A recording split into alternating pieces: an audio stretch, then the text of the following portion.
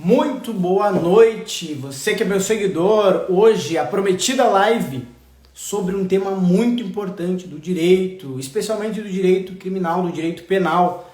Hoje teremos o ilustre advogado Ariel Cardoso, criminalista. Vou chamá-lo aqui para a gente dar início a essa conversa muito importante que a gente tem a respeito do direito. Vou convidar o doutor Ariel agora.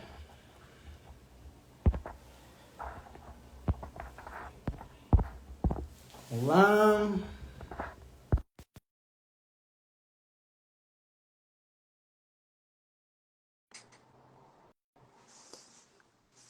Não, o doutor já está no live, já foi feito o convite. Muito Fala, bem. Renan. Como é que está, meu querido? Tudo certo? Tudo bem? Tudo certo. Show de Pronto para bola. conversar sobre o direito criminal com as pessoas que nos acompanham aqui. Certamente. Minha amiga lá de Canaã, Andressa.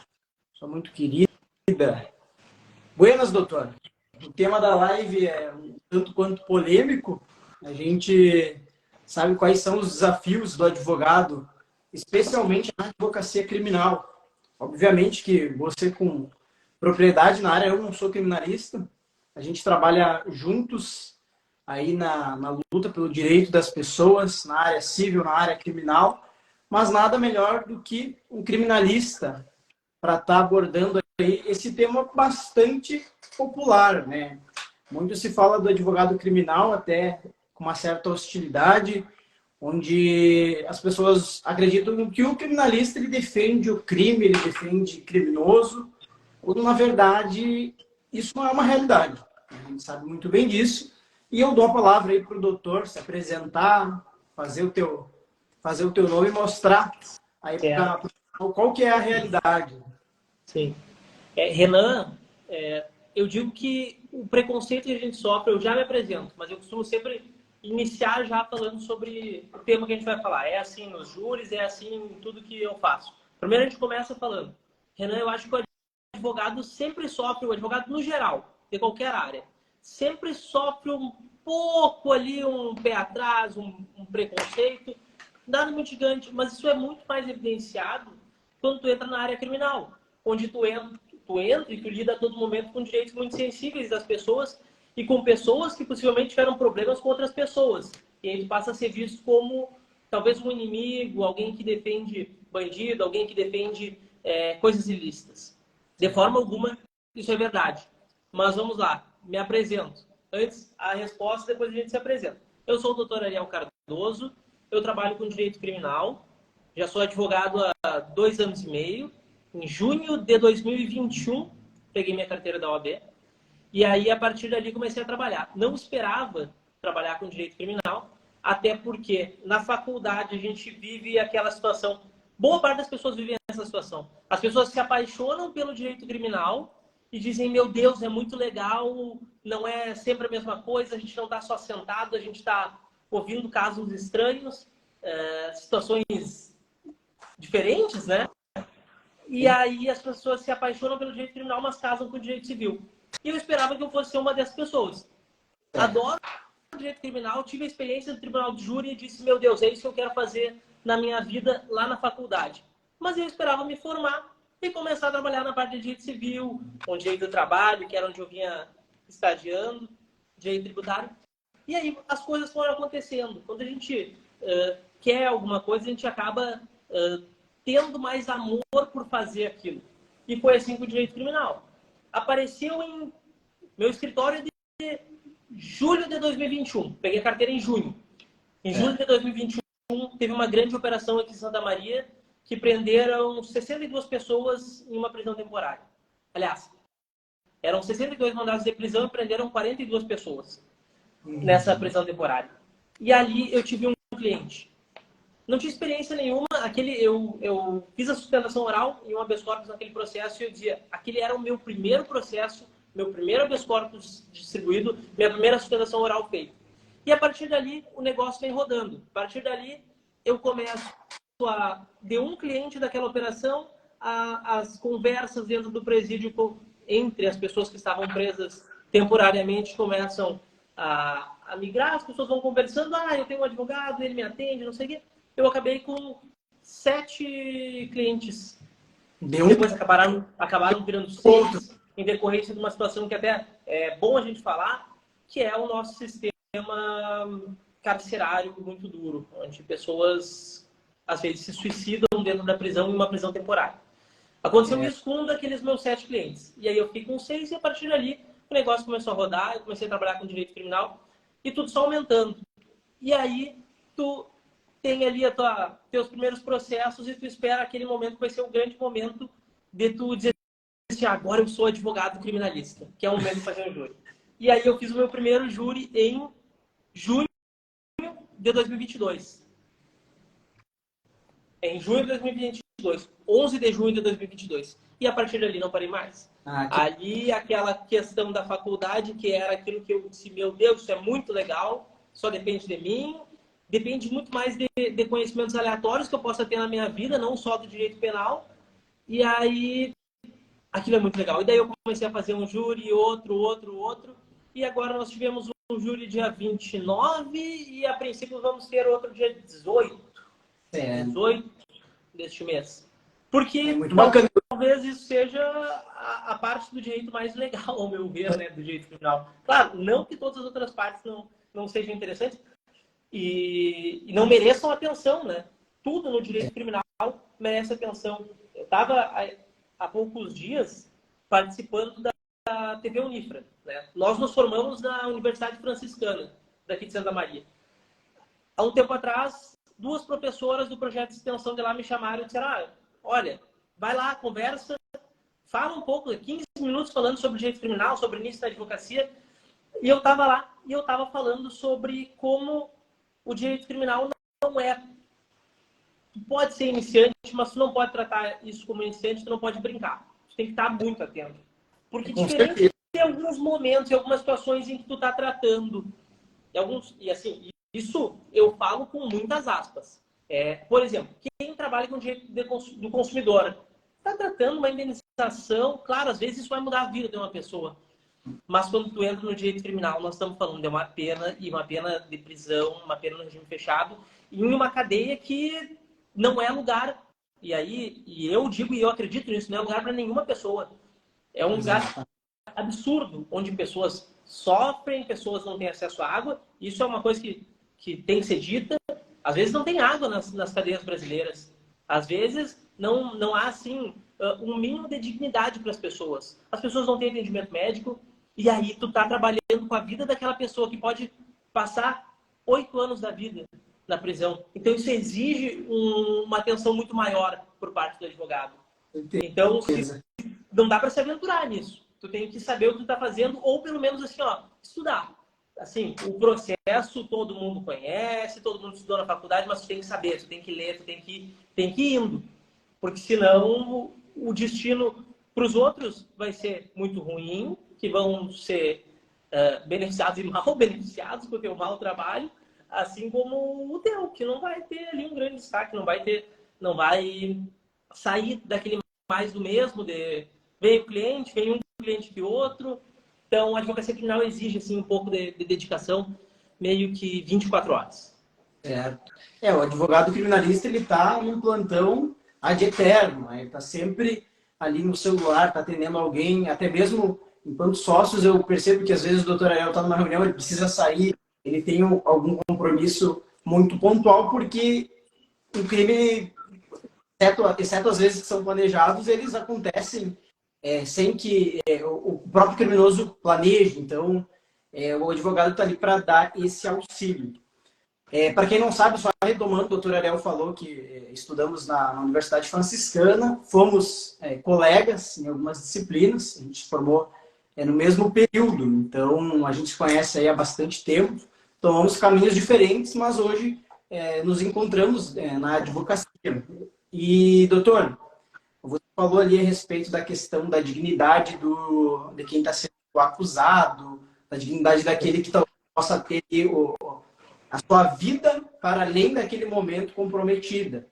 Só que falando assim, como as pessoas falam, né, na rua, falam dentro de casa, bandido, o criminoso, ele merece ser punido. E eles confundem essa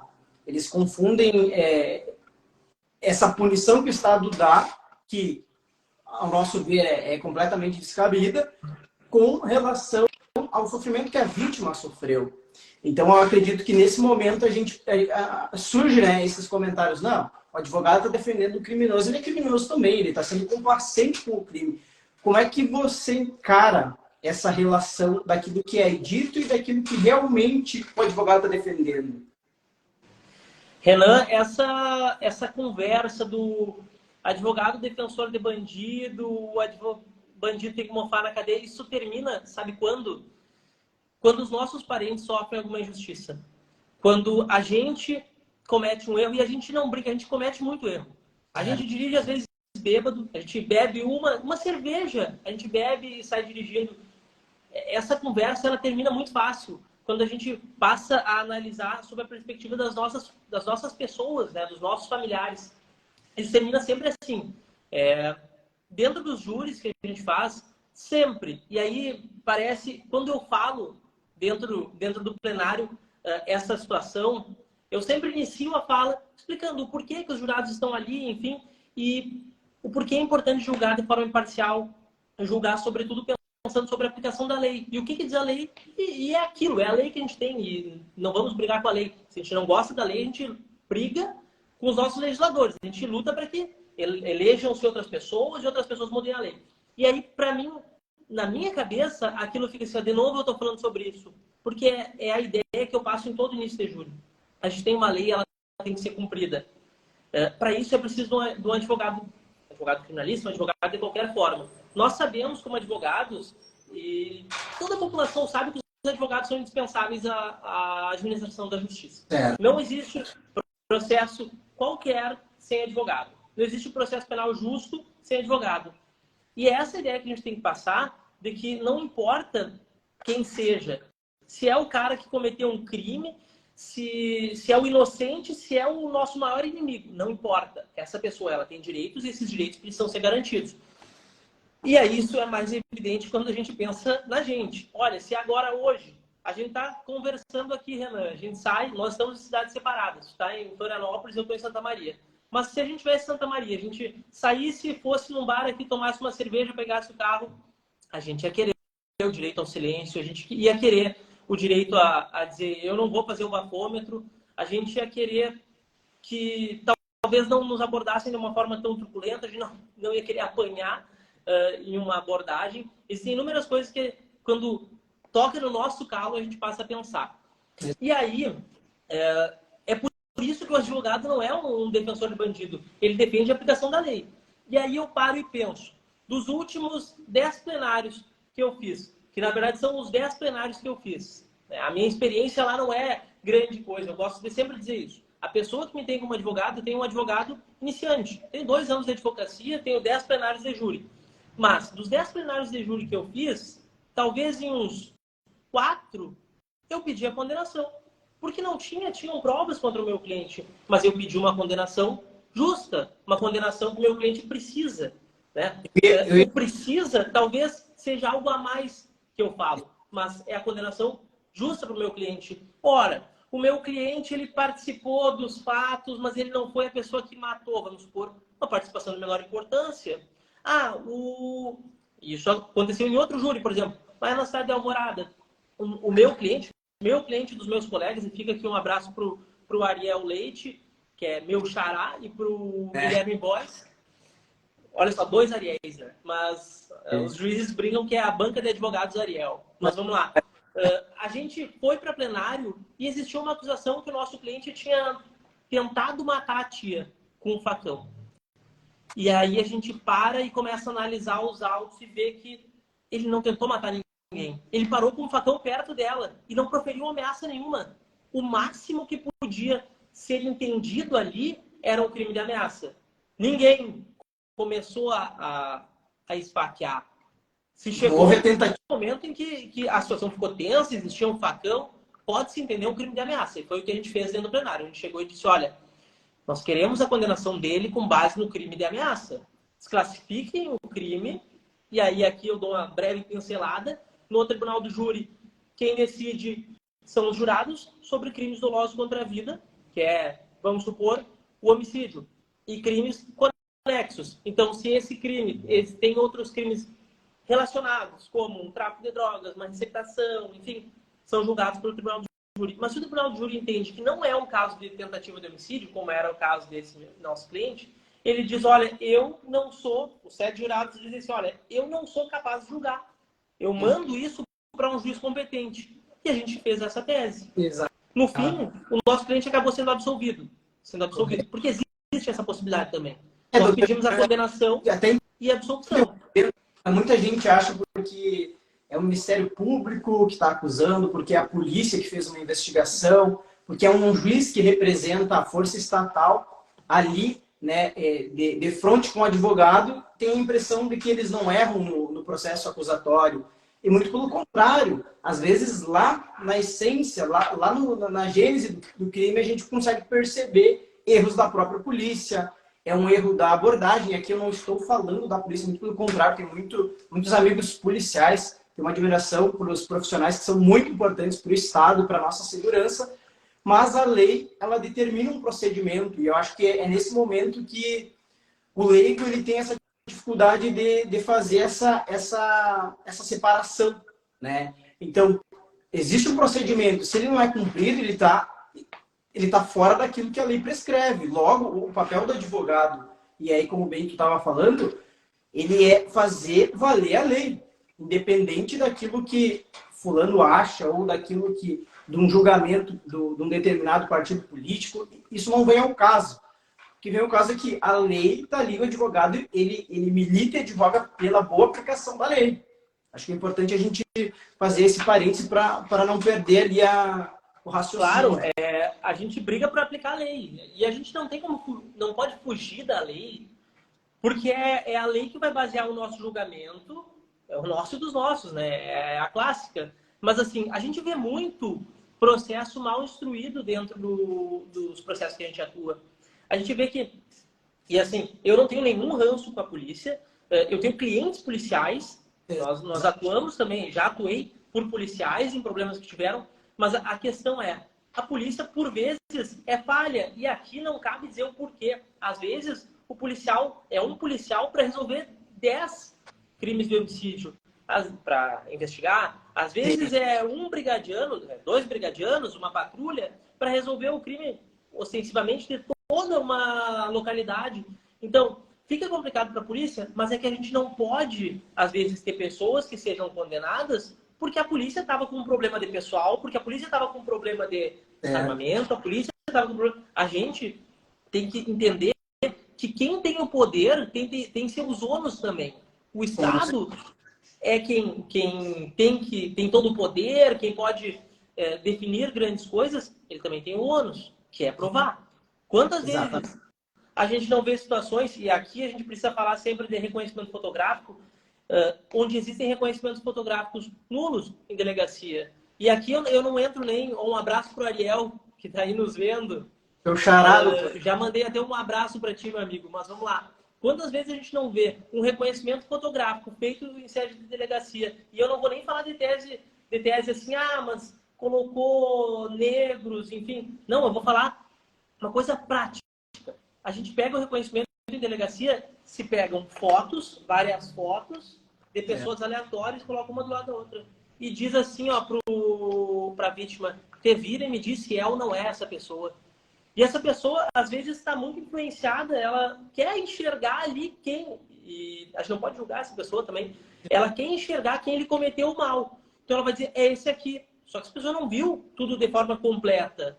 A gente teve, por exemplo, e até isso rendeu um corte, aqui vai o jabá também do meu canal no YouTube, para quem quiser olhar lá, Ariel Cardoso Advogado, ali eu coloco todos os meus júris, coloco cortes do que a gente faz dentro do plenário, e aí a gente vê, por exemplo, no estado do Ceará, e aqui eu digo, quem aqui dessa live já viu o filme Pantera Negra, que tinha aquele ator, o Michael B. Jordan, aquele cara, acho que até faleceu agora há pouco, faz um ano, aquele cara foi posto na lista para reconhecimento fotográfico da Polícia do Ceará.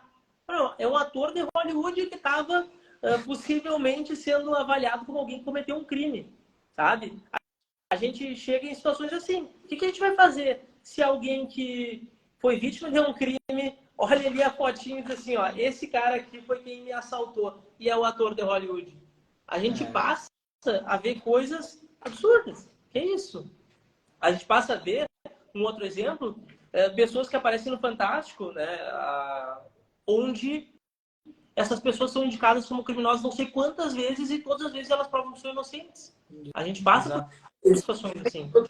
Casos onde as pessoas são condenadas e são condenadas injustamente. E o advogado aí tem esse desafio de provar o contrário e fazer a justiça no caso concreto. Porque a gente pega...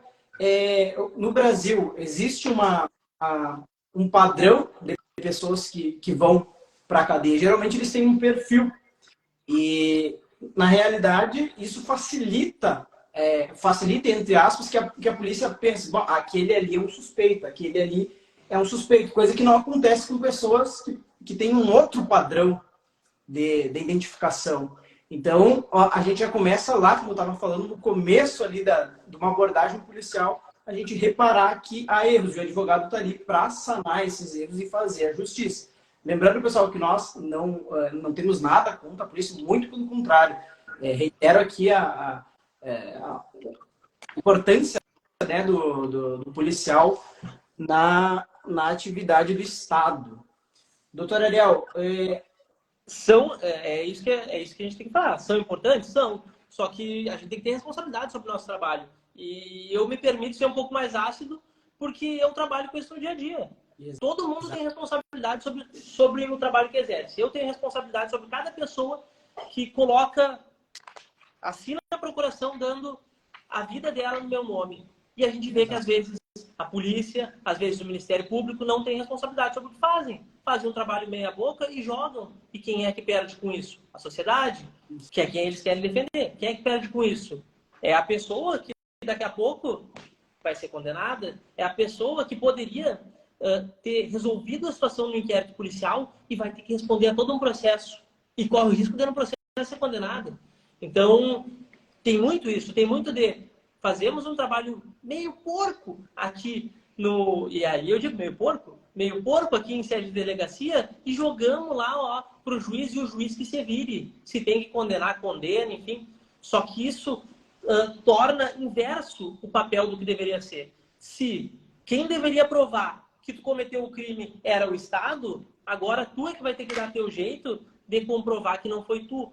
E aí, isso, claro, para quem tem advogado, para quem tem condições de buscar um advogado, ou até quem aí em Santa Catarina, onde tu tá, tem acesso a advogados privados de forma gratuita, essas pessoas beneficiam muito, conseguem ter a dignidade, ter a ampla defesa que se preconiza na legislação. Só que agora tu joga um processo para um defensor um defensor público que tem mais outros 200 para fazer, qual é o trabalho que vai ser feito? Vai ser feito um xerox aqui, ó, resposta à acusação genérica, se tua família não vier falar comigo, eu não indico testemunha, e aí vai acontecer que tu vai ser condenado, porque tu não vai ter prova a teu favor, tu vai ter um trabalho genérico, um trabalho que o defensor só vai falar contigo no momento da audiência, vai fazer umas perguntas ali, Brasil, tu vai ser condenado.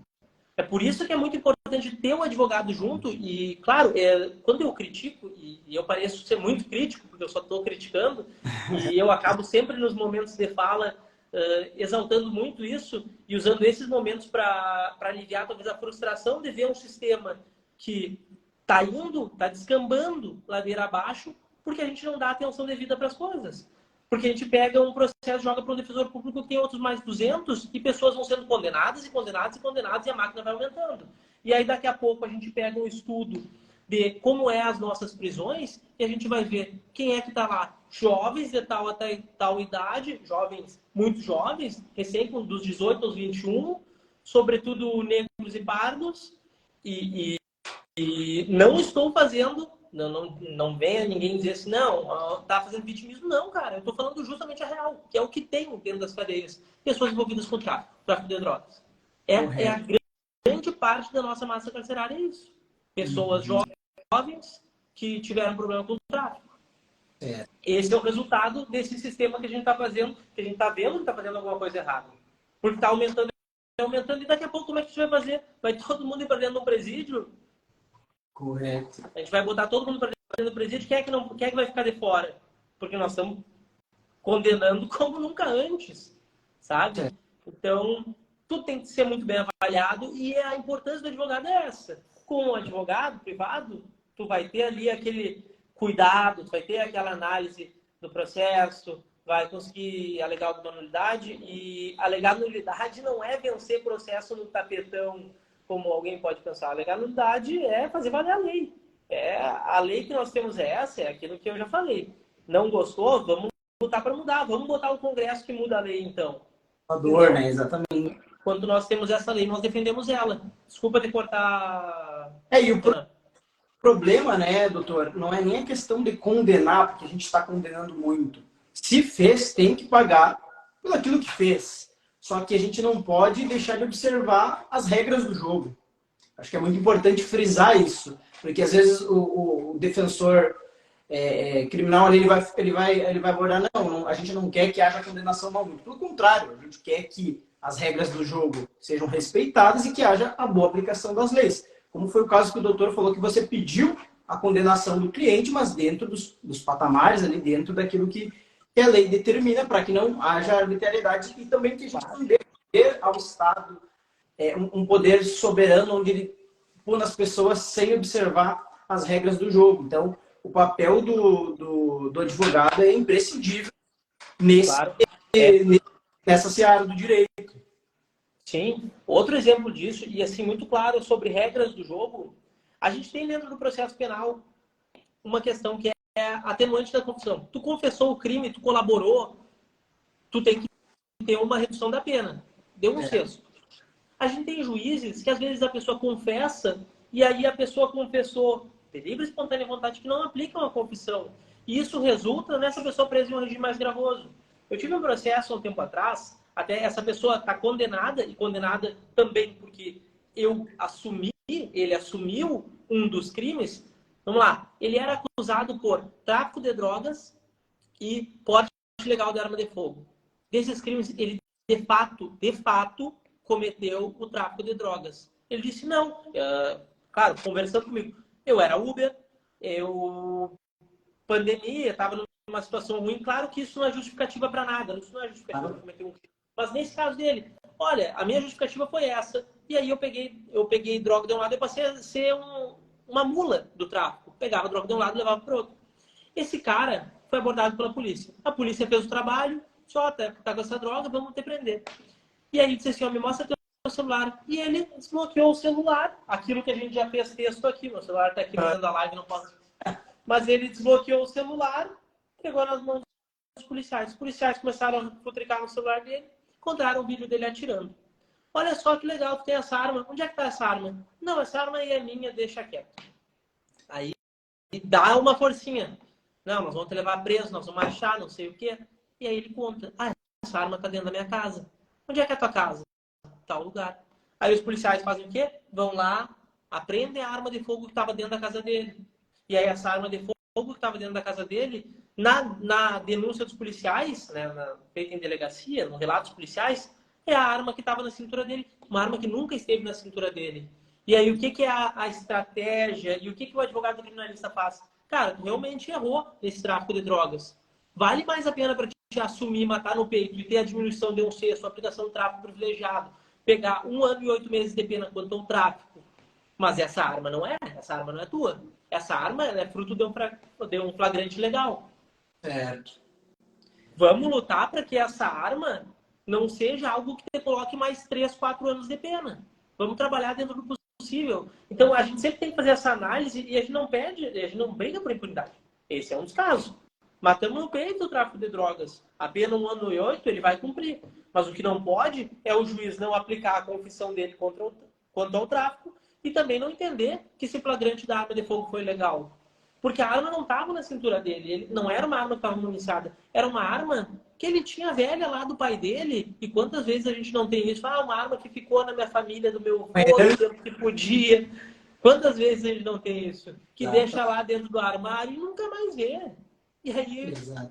assim, o cara é denunciado e parece para o juiz, e aí, assim, ó, o juiz, talvez ele não possa nem dizer que o juiz fez errado, o juiz chega e se depara com uma denúncia e diz assim, olha, o Pedrinho estava aqui com 1 quilo de maconha e uma arma municiada. Pronto, se ele encontrasse policiais, ele ia trocar tiro com a polícia. Não, essa arma estava lá na casa dele, dentro do roupeiro velho jogada. E ele estava realmente com a droga. Esse cara, ele está condenado a 8 anos e 8 meses de pena. A gente recorreu, né, apresentou a apelação e ele saiu através de um habeas corpus que, mesmo condenado, o juiz entendeu que sim, ele se beneficiaria pela atenuante da confissão espontânea, então a pena ia baixar menos, ia baixar mais, e ainda por cima ele poderia estar diante de um flagrante legal. Então, até que se julgue o recurso, esse cara fica na rua. E aí na rua, com medidas cautelares, está cumprindo a pena, está detraindo, que é cumprindo a pena dele de forma antecipada, porque ele não pode sair à noite na rua. Mas ele está na rua, ele está solto. Para ele, um baita negócio, está adiantando a pena já. Então, é um dos exemplos que a gente não brigou por impunidade. A gente mata no peito. Se tem um crime, a gente mata no peito. Às vezes a gente tem que assumir. Se não tem prova, tudo bem, a gente vai discutir, vai analisar. Agora, se todas as provas quanto a um dos crimes existem, cara, não tem. É melhor tu confessar, ser condenado por esse crime e ter uma diminuição de 1/6 na tua pena. Certo. E esses exemplos deixam bastante claro a importância do advogado e como ele conduz os trabalhos para a melhor aplicação ali da lei e, consequentemente, da justiça. Doutor, eu vou deixar aberto aqui, pessoal, que está nos assistindo, se tiver alguma dúvida a respeito do direito criminal, a respeito dos desafios da advocacia criminal, fiquem à vontade para mandar perguntas aqui. O doutor Ariel, ele se encontra à disposição. E, aproveitando a deixa, doutor, eu sou advogado, me formei, ou estou prestes a me formar. Qual o conselho que dá para o advogado, perdão, para o estudante que quer seguir no caminho da advocacia criminal? Cara, o diferencial de quem está se formando e o diferencial de quem está iniciando é: eu tenho tempo. Certo. O meu cliente pode se beneficiar do meu tempo. Então, o meu atendimento, o atendimento de quem está iniciando, tem que ser sempre melhor do que quem está aí há um tempo na praça. Cara, se tu está iniciando, tu pode conhecer o processo do teu cliente muito bem. Tu pode atender o teu cliente da melhor maneira, explicando cada ponto do direito, explicando como é que a gente vai chegar no momento, explicando quais são as possibilidades para o caso. Tem que mostrar, por mais que tu tenha, sei lá, 20 e poucos anos, tem que mostrar que tu sabe a matéria. Porque a gente enfrenta muito isso de, é um guri. Eu tenho 26 anos. Eu passo e já passei muito por isso. Esse aí é teu advogado. Tempo que eu não tinha nem bigode. Né? Eu sou meio índio, então tenho pouco pelo, tenho pouco bigode, não tenho barba. Já passei muito por isso. Tu tem que mostrar a partir do teu conhecimento que tu sabe o que tu tá fazendo. A partir do teu posicionamento. E aí, aqui eu tenho que dizer assim, ó. Desculpa para quem acredita nisso, tipo, não, cara.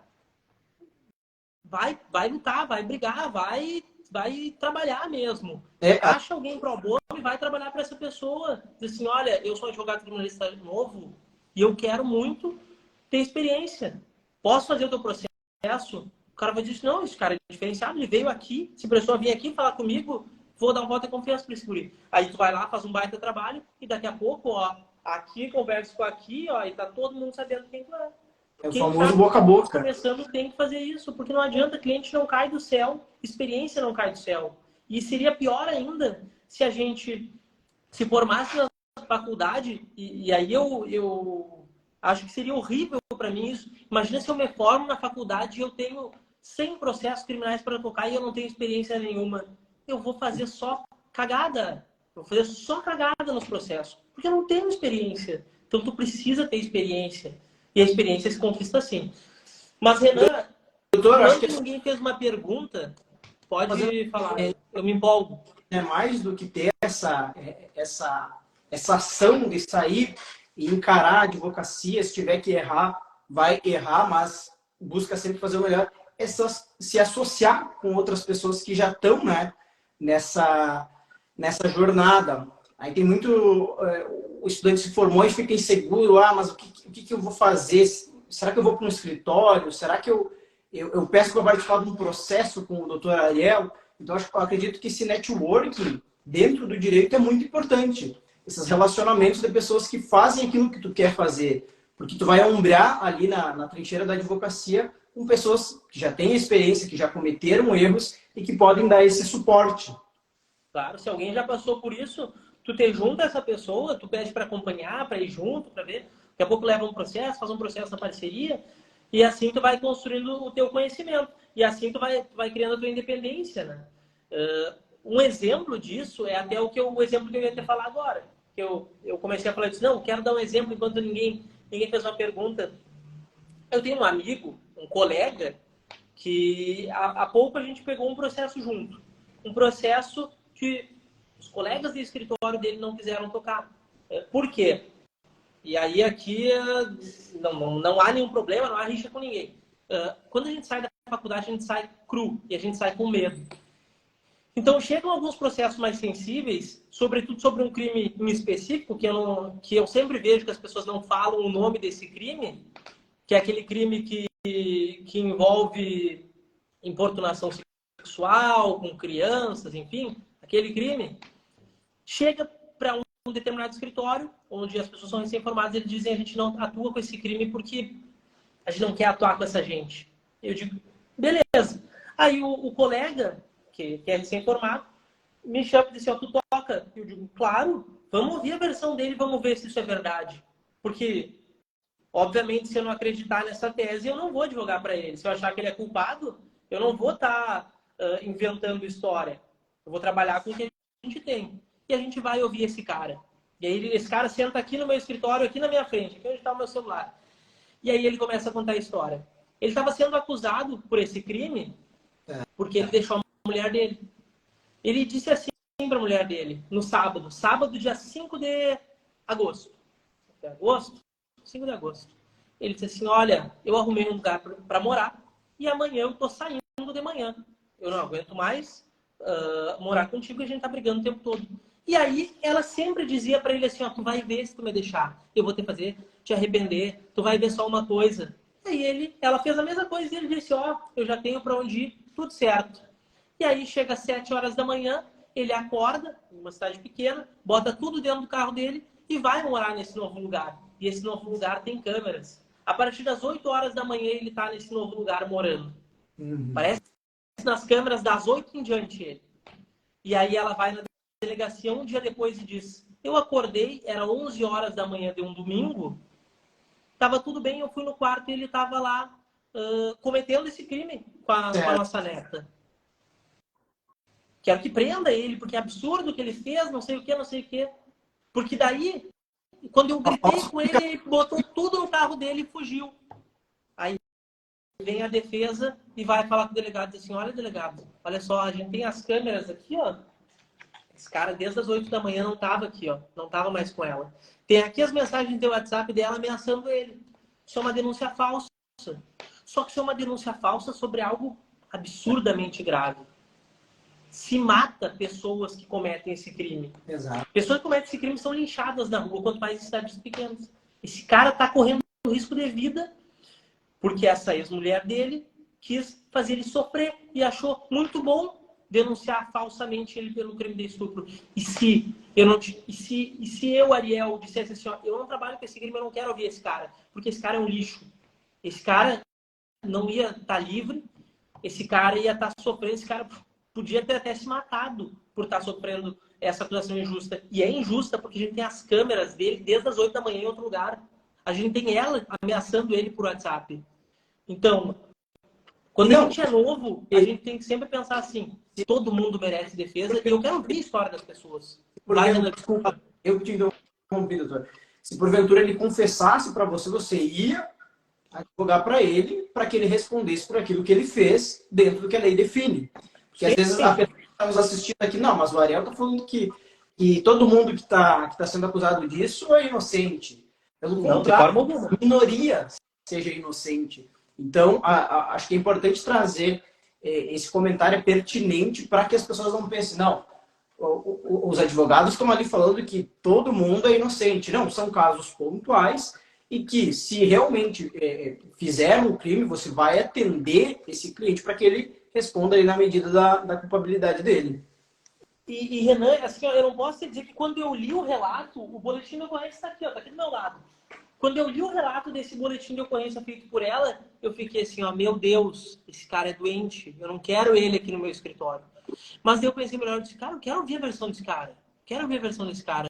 Porque, será que ele fez isso? É tão absurdo. E aí ele vem aqui, um cara sem instrução nenhuma, e dá a versão dele, e eu digo, caramba, absurdo, esse cara tá sofrendo por isso, né?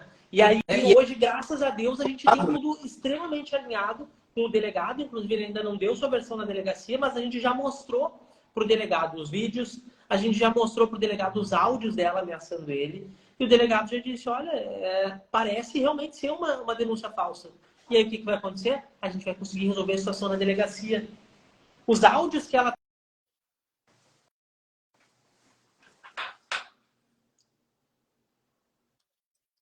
no momento. Desculpa, pessoal.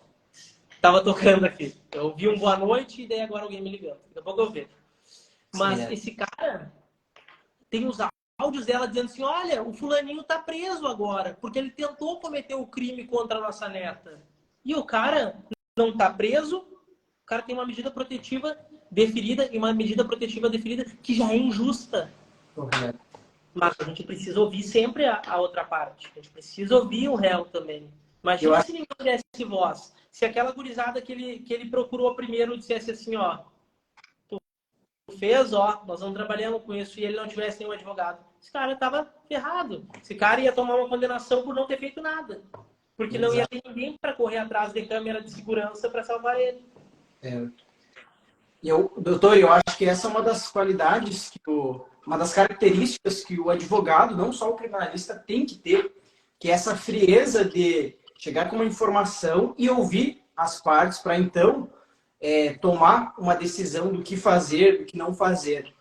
Eu acredito que todo o teu discurso, toda a tua narrativa até esse presente momento, ela foi bastante cirúrgica e que demonstra que o advogado é uma figura importantíssima no processo criminal e que também contribui para a justiça, para a boa aplicação da lei, que o advogado não defende bandido, não defende o crime, ele defende pessoas e a boa aplicação da lei. Doutor, já se encaminhando aqui para o término, eu vi que tem muitas pessoas que entraram, outras saíram, umas que permaneceram. Qual a característica do advogado que quer se aventurar na advocacia criminal? Não, até acho que corrigiram, não se aventurar, mas tomar como um ramo do direito a ser explorado. Qual a característica desse estudante que está quase se formando que quer atuar com o direito penal, com o direito criminal? O conselho do doutor. Renan, eu acho assim que para ser advogado criminalista tu não pode ter medo. O principal é não ter medo. Não ter medo e às vezes você passar vergonha, cara. A gente não pode ter medo das coisas. Covardes. Talvez nessa frase, mas basicamente a gente não pode ter medo, a gente convive, a todo momento a gente é testado sendo advogado criminalista. É quando alguém tenta, a gente vai no presídio e alguém tenta dizer assim, não, hoje não vai ser aplicado isso aqui, porque o cliente vai ser diferente porque ele tem advogado. Ah, não dá para falar com ele. A gente é testado a todo momento. A gente é testado quando vai em delegacia. A gente vive situações um pouco que são uma panela de pressão. Então a gente não pode ter medo disso. E a gente tem que ser comunicativo. O advogado criminalista, acho que mais do que qualquer um, ele precisa falar muito. Ele precisa... Talvez não precisa saber falar, porque a gente não sabe falar. A gente vai fazendo, a gente vai aprendendo enquanto a gente está fazendo. Eu fui escoteiro. E lá a gente tinha um lema dentro do escotismo que era o aprender fazendo. Cara, dentro da advocacia criminal, a minha vida foi isso. Cara, eu não sabia o que eu estava fazendo muitas vezes. E aí eu fui fazendo até que a gente foi consolidando o entendimento de como a gente faz. Exato. E aí a gente se revolta com algumas coisas e a gente precisa vir aqui e falar de forma mais drástica, porque é da advocacia criminal que a gente gosta, a gente quer ajudar as pessoas. Acho que o advogado criminalista tem que ter, não tem que ter medo e tem que ter coração. Tem que ter coração, tem que saber ser sensível. saber que assim, ó, o meu trabalho importa para aquela pessoa, para o meu cliente que está lá no presídio agora e que está passando a saudade da família, que tá na merda completamente, que tá preso. Esse cara precisa de mim, esse cara precisa da minha celeridade, precisa que eu não durma hoje se eu tiver que fazer um HC para ele. Então, essa pessoa que agora está me chamando aqui no WhatsApp, que me ligou e agora está falando, meu namorado está no presídio, essa pessoa, o namorado dela precisa de mim. Entende? Certo. A gente precisa ter coração, porque a gente está lidando com pessoas e pessoas que estão numa situação bem complicada. E a gente tem que buscar se especializar, né? A gente não brinca com a vida das pessoas. A gente faz sempre o melhor possível. Às vezes a gente erra. E eu já errei. Eu tenho um processo para mim que eu carrego a dor de ter feito um erro que o meu cliente ficou 2 meses mais preso porque eu achei que era importante ter o GPS da viatura da Brigada Militar. E aí eu espero 2 meses mais meu cliente ficar preso enquanto eu peço a suspensão do processo. E aí a Brigada Militar, depois de 3 ofícios, de dizer que ia mandar, chega no momento e diz, eu não tenho o GPS dessa viatura. E aí o meu cliente ficou 2 meses a mais por uma culpa minha. É o processo que eu carrego comigo por eu ter errado. E eu sei que eu errei. E eu sei que eu nunca mais faço isso. Esse erro que eu cometi lá no início, que o meu cliente ficou mais tempo preso por um erro meu, 2 meses, eu não erro mais. Não tem brigada que me diga, nós vamos te mandar o GPS. Não tem. Isso eu aprendi. Eu conto com o meu trabalho e não conto com o trabalho de ninguém mais. É o meu trabalho para o meu cliente. Claro. E a gente vai fazendo, vai aprendendo enquanto está fazendo. Muito bom, doutor. A gente percebe, né? São habilidades, são características para além daquilo que a gente aprende na faculdade que contribuem muito para o trabalho do advogado, né? Nós, enquanto sócios, a gente percebe que essas características são bastante importantes e que não são aprendidas na faculdade. E que, para quem recém está se formando, é bom se aliar a quem já está aí na trincheira, a quem está no processo de evolução na carreira, porque a gente está em constante aprendizado, né? A gente percebe a importância dessa característica. Doutor Ariel, quero agradecer a presença. Acredito que contribuiu muito aqui para quem vai assistir essa live depois, para o pessoal que vai ver essa live no YouTube. E parabenizar pelo trabalho que vem exercendo, executando, os tribunais do júri.